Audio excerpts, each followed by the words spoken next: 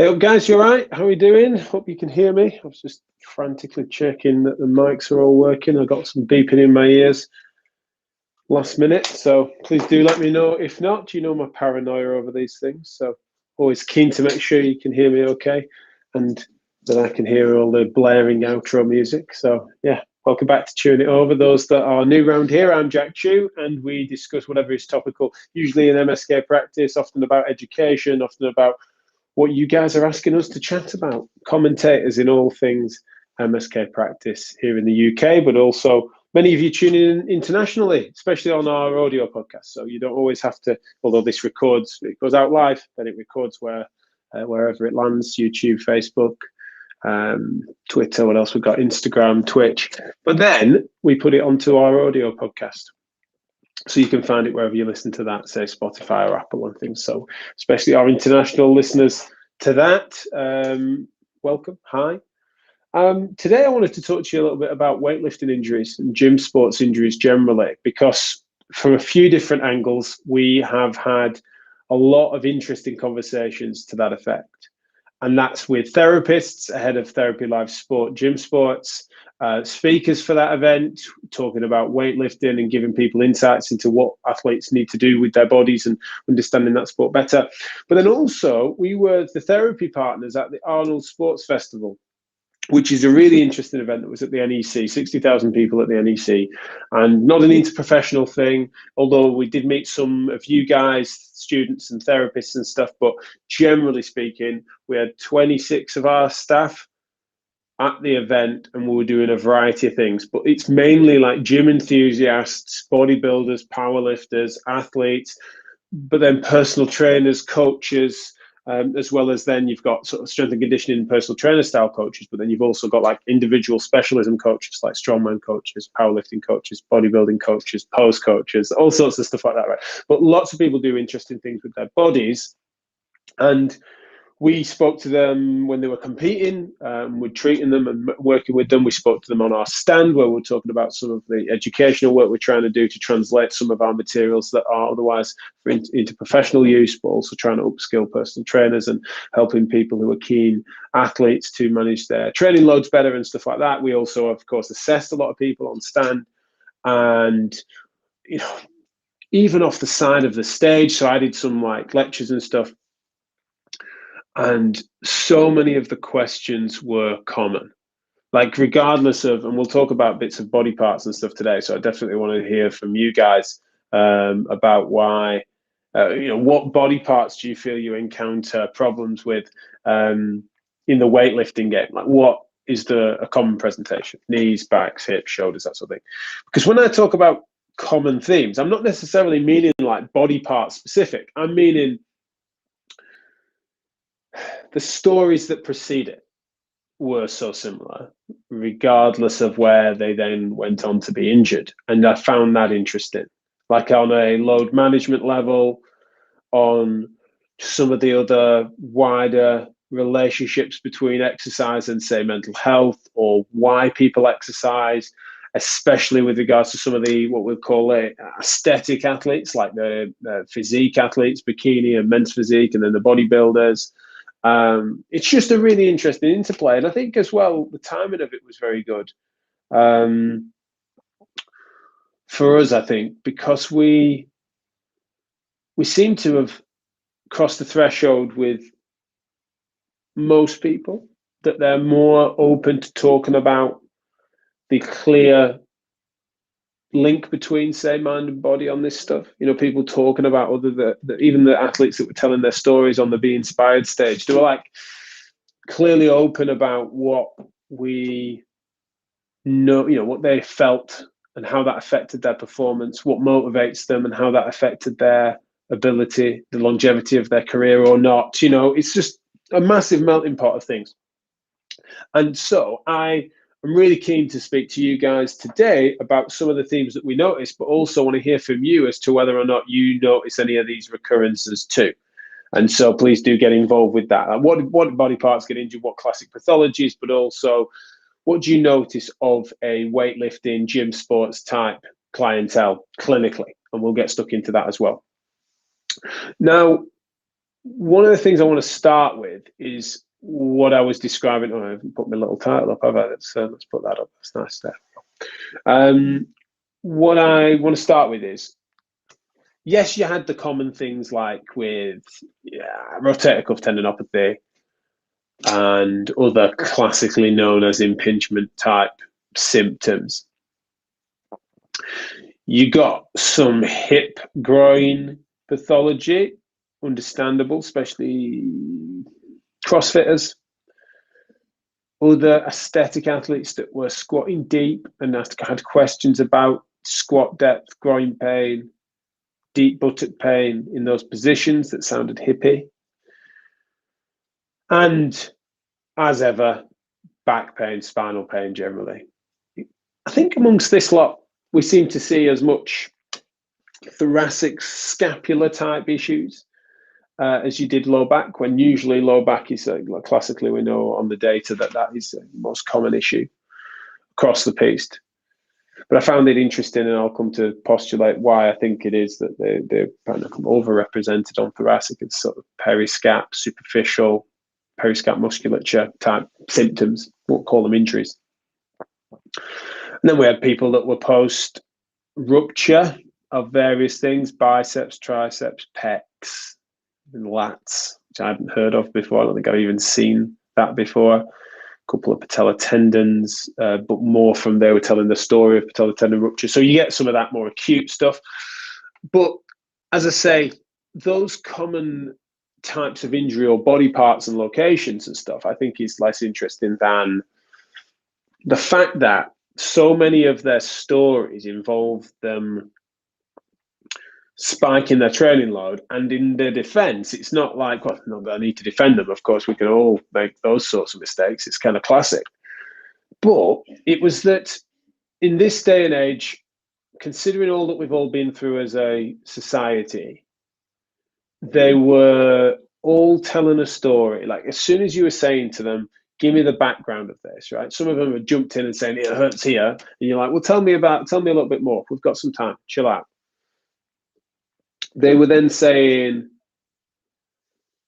oops, I think I've just knocked my audio off. Tell me if you can't hear me. I'll carry on. They were saying things like, because of the pandemic, I was doing X. And it wasn't always that I was doing nothing because we got locked down and then I started up again and I was doing loads. Some were like that. But it was that they modified their training behavior because of necessity. So people that lifted heavy, like we had strongmen and power lifters and bodybuilders and stuff that were just like, I don't have a garage gym, or if I do, it's not heavy enough. And so I modified and I went and did a lot more. I had to lift more times rather than heavy weights and stuff. And so I just modified things that way. I think what was fascinating then is that they sometimes people were saying, and then I got back to the gym and started lifting heavy again and I had this problem. Or they were saying that when they modified things and they were like, I was doing a lot less, it was a lot easier, I was trying to keep myself going, but I was still exercising each day. And I got injured, and I can't understand why, because it was I didn't challenge my body nearly as much as normal. You know, like power lifters deadlifting 200 kg, and they then went down because all they had at home was a little Argos gym bar type thing that they could squeeze 100 kilograms onto it in small plates. And then you spoke to them about what they were doing, and they were doing high volume. You know, their rep ranges were just much higher, and they were doing more of it. They were so like, well, I can't stimulate challenging myself, inducing DOMs, all the different like triggers that they would normally look for. They were trying to induce it in a different way. And some of them were even asking like, right, when I need to modify my setup and I train from home, what could I do to stimulate some of the challenges that I get in the gym under a normal circumstance, right? And what was interesting on a case-by-case basis is that some of those were failing to recognize the fact that a Argos dumbbell set at 100 kilograms is going to be lower to the ground. That's the nature of why you have Olympic plates. I'm not suggesting that that's then worse per se, but if they're going into that suddenly and doing it at a high volume, so they're spiking their load in a deeper rep range, higher rep range, but a lower position just on the biomechanics, right? They're going further down. Classically, we would have said that would have naturally tilted them and put them into more lumbar flexion. So I'm not necessarily inviting that argument, but it's part of what we've noticed is that they're putting their body into a different position, right? The change is relevant, but they'd perceived it's like, well, that is inherently easier to the point in which they've even argued that it's 3 times easier. Therefore, I'm going to do 3 times as much range, 3 times as many sessions in a particular week, and some of it, I'm going to clean it instead of deadlift it, right? Well, they were deadlifting it and then going into a complex and cleaning it.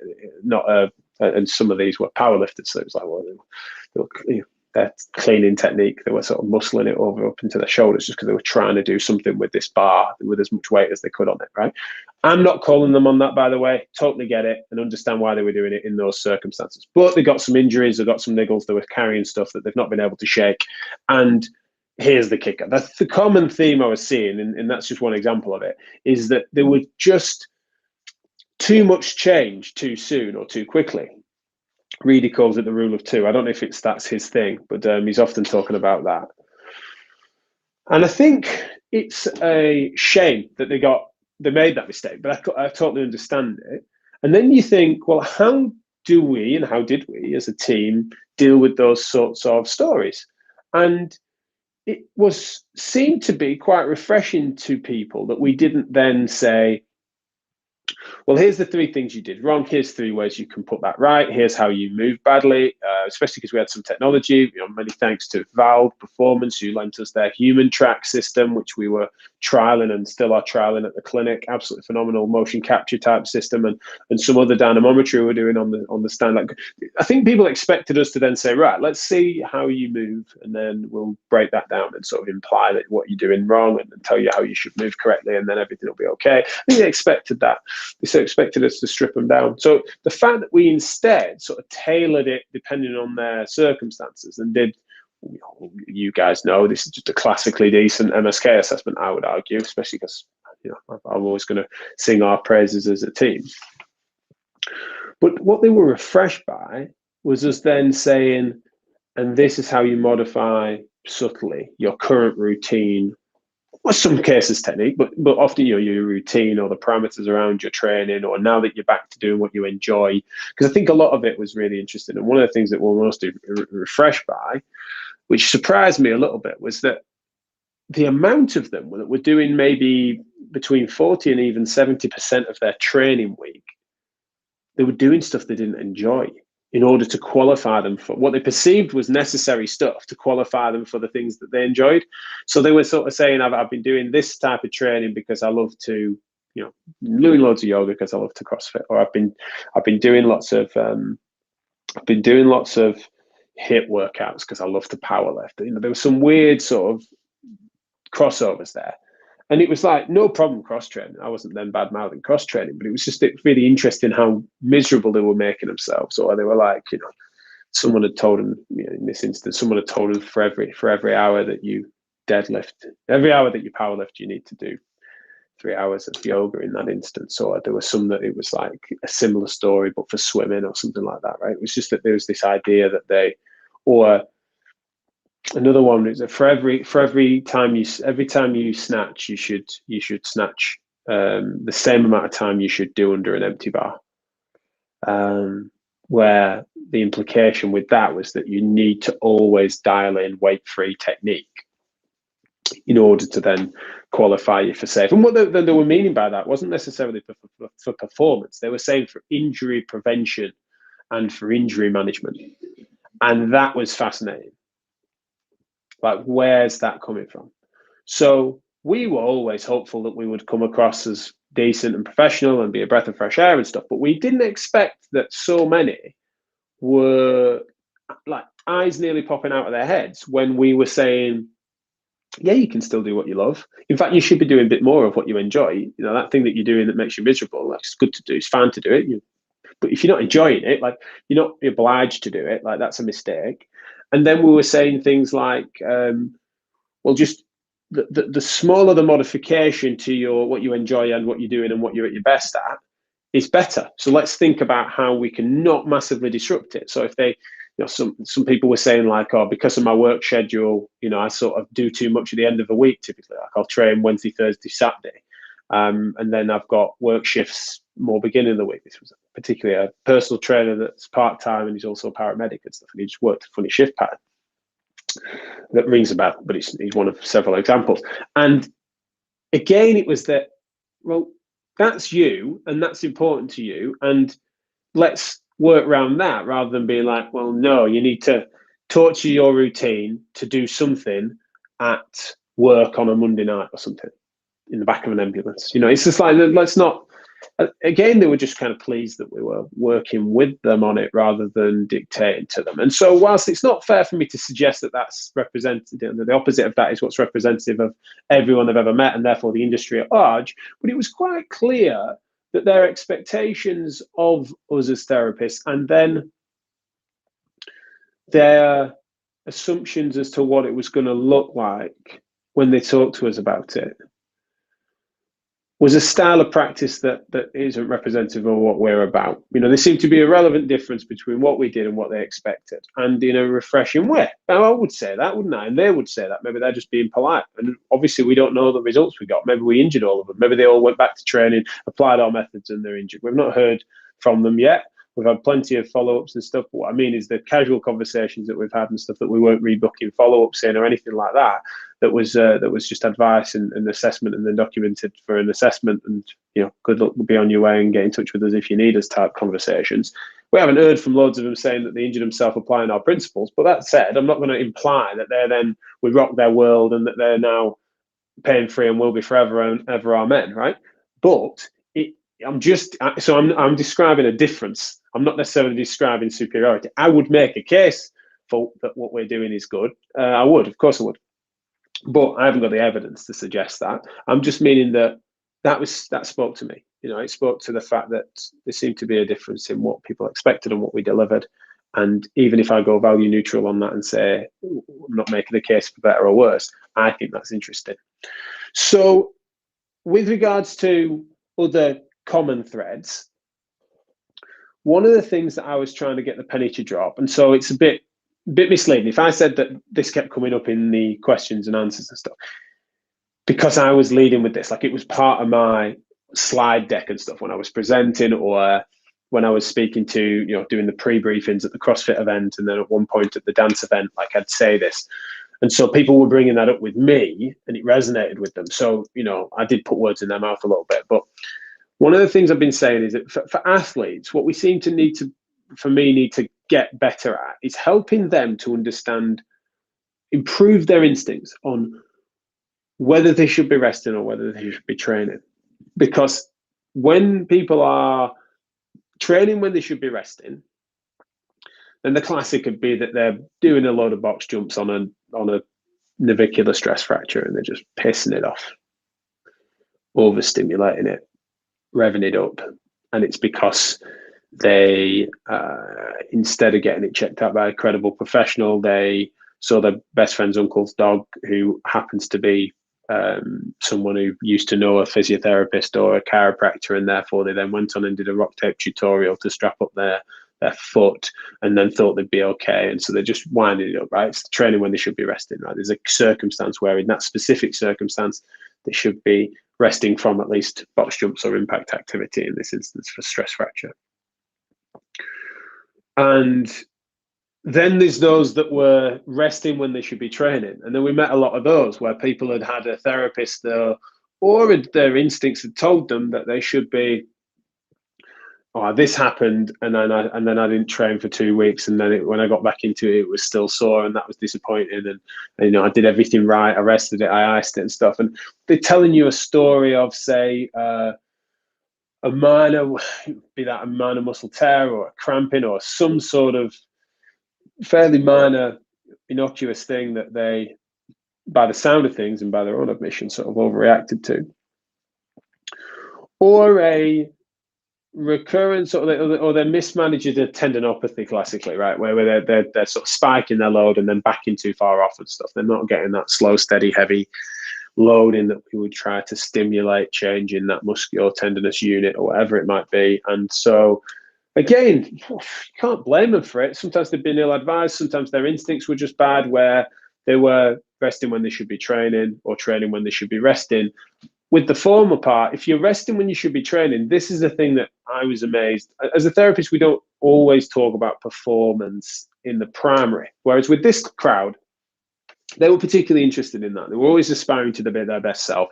They were sometimes competing against others and bettering them, but generally speaking, getting PBs and stuff like that was just sort of center of their world, really. They loved what they were doing. They were doing interesting things with their bodies, and they just wanted to be better at the thing that they were doing, better than they were last week, better than they were last month, better than they were last year. And so the amount of them that were resting for prolonged periods of time sometimes, or based on a sense that they should be or they had to be, meant that they were never going to be chasing major performance gains because they weren't training enough. Their take on our world, on the injury and pain world, was that they needed to, at least for periods of time, they needed to rest it a lot, or rest whatever it might be that they were carrying a lot. And that, I think, was a really fascinating mistake, and one that we need to try and get word out there better.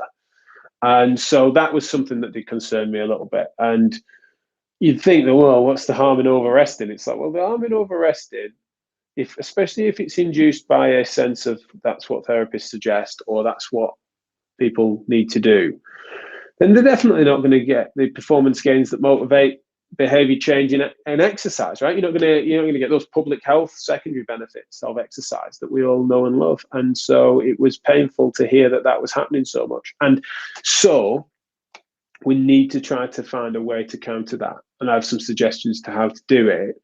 But I think it was a bit embarrassing at times, the stories that people talk, like the typical story wasn't that they'd been totally it was mismanagement. The story wasn't that they'd seen some therapist and they'd done something that hurt them, or they'd done something that they'd perceived to be wrong or whatever. The typical story was that they saw a therapist who told them to not do what they enjoyed doing. They saw a therapist that made them rest, and that stopped them doing what they loved, and that when challenged on it, or if they did push back, it was just implied that the professional understanding of the therapists themselves was going to trump their sense of self. It wasn't a negotiation.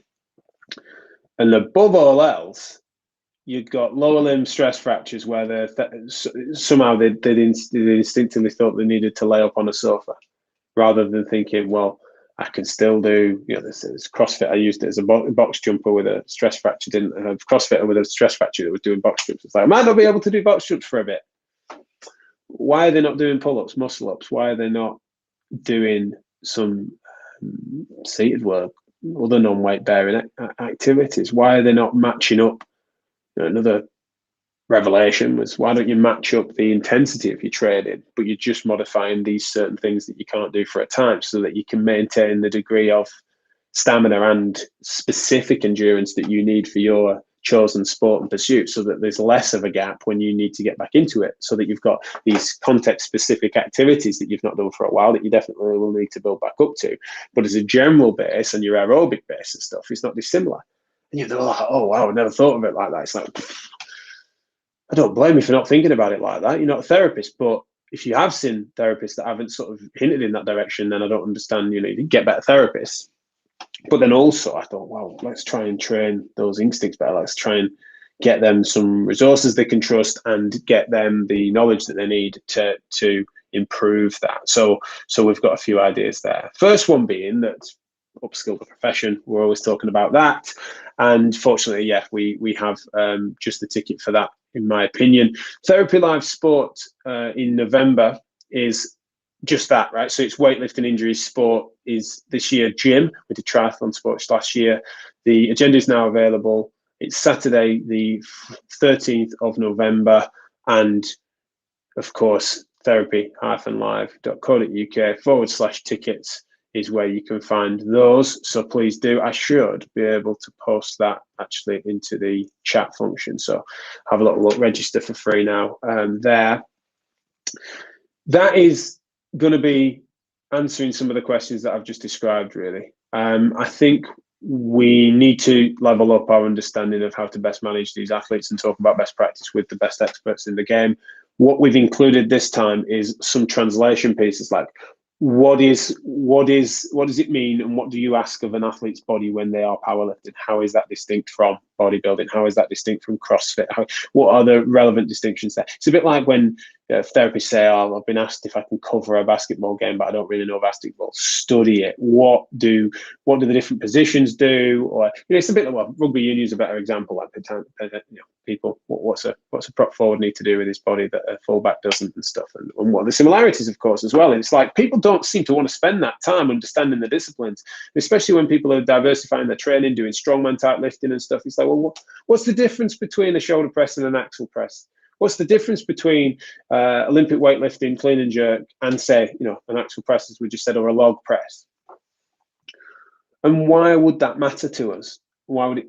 I'll tell you what it do. It matters to the patients. It matters to the athletes. And so, Therapy Live sport, gym sports is going to be exactly where you found that out, as well as all sorts of other bits that are more pathology specific. Got the incredible Susie Spears finally present. We've been asking and hoping we could get her for a while. She's presenting, one of the best podiatrists in the game. Absolutely love her work, and someone that we've been mates with for a time, but we've not been able to get her on the show, and she's going to be presenting. So we've got some really good sort of pathology specific or regionally specific content as well on there. So do check that out. It's going to be an absolute belter. therapy-live.co.uk/tickets is the best place to go for those. And so please do have a little look at that, and definitely think about how we might raise standards as an industry on stuff like that. And the best way to do that, I think, is through education and from holding his hands up and saying what we do and don't know. And some of our panels and keynote speakers are going to be able to do that, as well as a couple of announcements we've got up our sleeve for headline interviews and stuff with some big names and celebrities and even world record holders, which is cool. The other side is how might we go direct? And I'm thinking hard about that. So what educational materials can we try and get direct to the fitness professionals and keen athletes and stuff like that? And so we're working on it. We've got this overcoming gym injuries course that we're going to modify for a few different places. But yeah, watch this space. I'm giving that some more thought. And I think our presence as Physio Matters, and of course, your presence has been the brilliant thinkers that our audience are, being more attending these events and puncturing some of that expectation that seems to be out there, I think is going to go a long way to doing it and changing the minds of society as to what they come to expect from MSK therapies. And the reason I speak about MSK therapies is, of course, our team at the event had physios, it had chiros, it had sports therapists, sorry, not sports therapists necessarily, it had sports rehabilitators, and it had soft tissue therapists from the school. And so all of us, not a hair's breadth between us on style and reasoning, and yet, the perceptions of what we might do to people was different to what we did with them, and what we persuaded them to do differently, which was really interesting. It was really good for us to be able to confront and those conversations were less boring than any of us expected,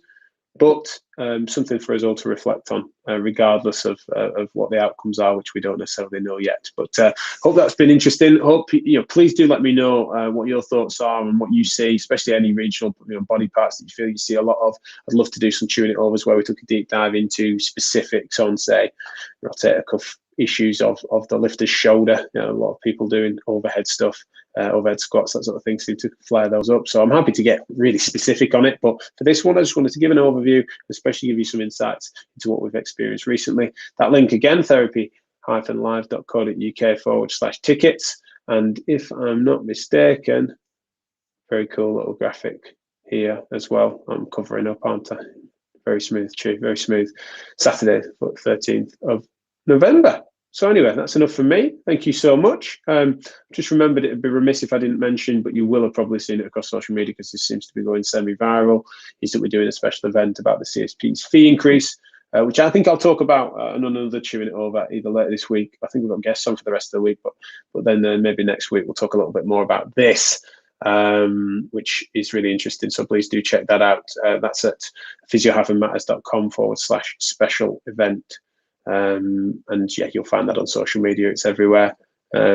Really be interested in your thoughts and take on that. And I'll probably chew that over in a bit more detail later this week. I thought I'd best mention it. All right, all the best, guys. We'll speak to you soon. I'll see you tomorrow.